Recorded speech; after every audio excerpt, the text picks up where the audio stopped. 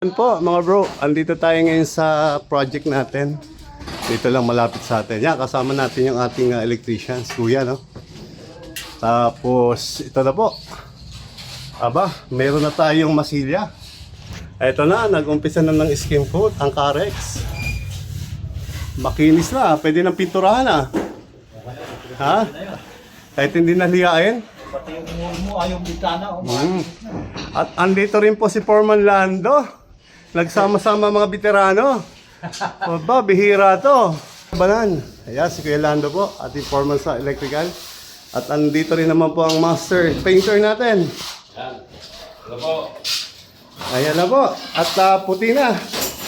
Namuti na. Yung nagmamasilan na lang hindi pumuti. Ayan, kita niyo naman mga bro. Yung makikita naman yung mga kantuhan namin. Talagang pwede mag-ahit na. Pwede nga.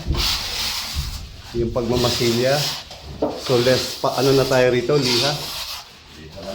Ayan, spot natin dito mga bro. Ayan, nakikita nyo naman, no? Unang pasada pa lang to. Ayan, nakita nyo nun to. Kung masasalat nyo. So halos ano na. Ready na, pero isang pasada pa lang yan. Nahagod talaga. Andito na yung mga kasama natin. Ito naman yung ating tileman, si Samboy. Hi, hi, hi! Hello!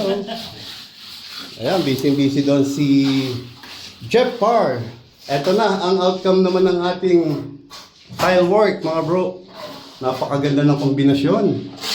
Ito po yung shower area namin. Napakaganda ng design.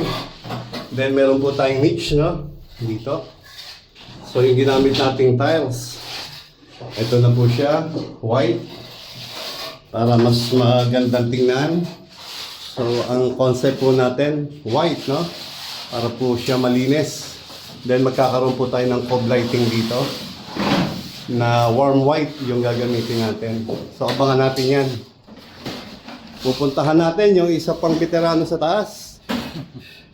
Waterproofing naman yun, sir. Oo, sa waterproofing. Nandito si Roy, waterproofer. Yung ating veteranong waterproofer. 20 years in service. Ayan na si Kuya Ray. Binanatan na tong roof deck natin, mga bro. Ayan. Kasama niya tong kanyang pamangkin. So, ang ginamit namin dito, mga bro, ay Silcrete. No? Silcrete, ito po.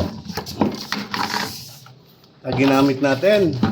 At ang liquid waterproofing agent, ito po yung water plug. So kanina umalis ako. So ito na. Tapos na yata nila itong ano, banyo. So yun po, yung banyo, halos tapos na. Oh. So na waterproof na po nila.